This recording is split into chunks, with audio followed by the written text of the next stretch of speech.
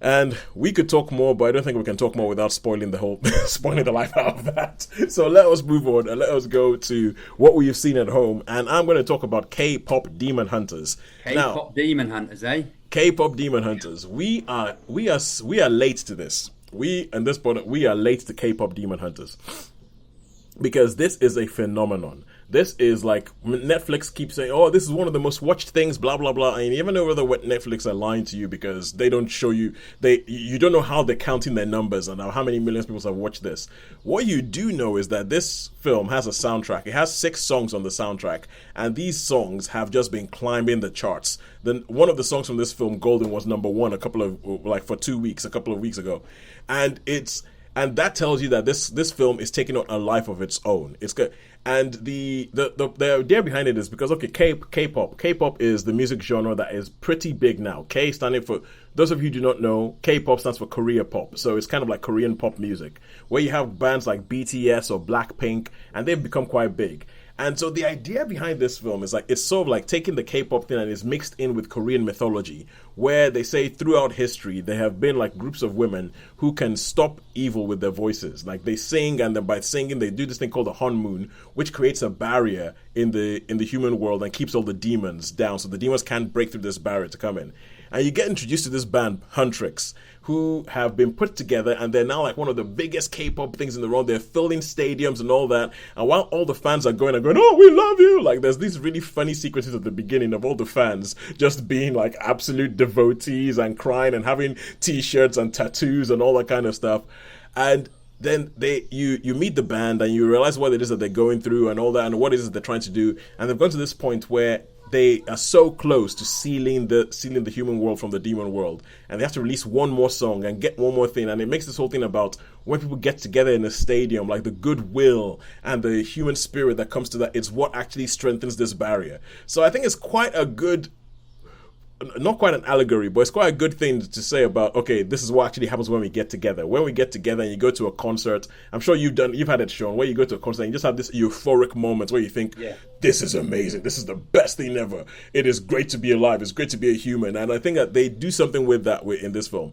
The problem is that there is a demon master called Guima, and Guima doesn't like the idea that they're going to succeed. So he gets some of his demons together to figure it out. And the way that they decide to fight against them is to come up with a boy band.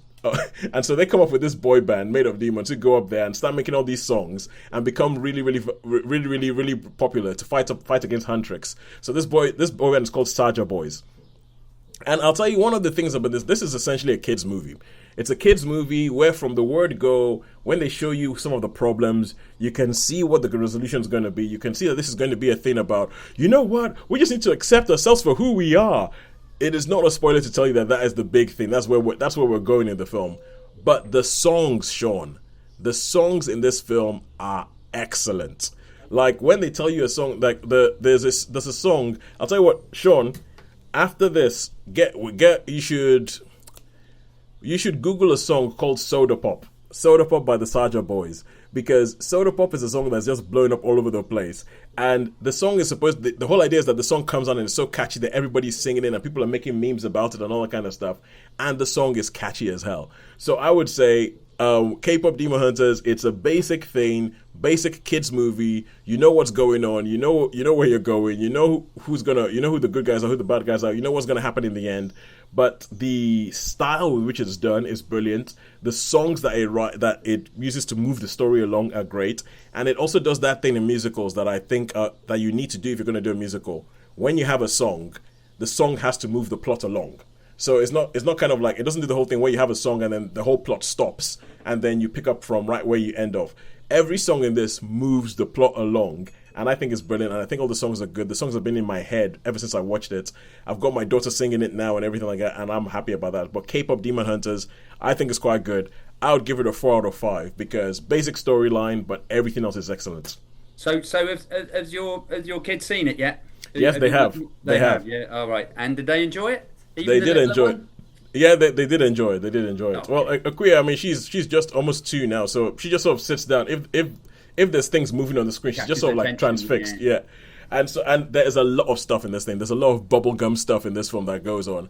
And I think people You might have to because generally when they love to watch stuff again and again and again and again, don't they? Do you know Yeah, what I they mean? do. And Sean, this I'll tell you, this is how good it is. I would not mind watching K-pop Demon Hunters again and again and again. Right, right. It is Okay, it is cool. I that might good. have to check that one then. It is that good. And I think people who are more into K-pop could probably tell you more about things that they're referring to or how it's going in, and how, like, there's this thing where they hold certain sort of symbols of their bands when they go to a concert. I'm not sure if that's like a K-pop thing, but the people who know about this could tell you more about it.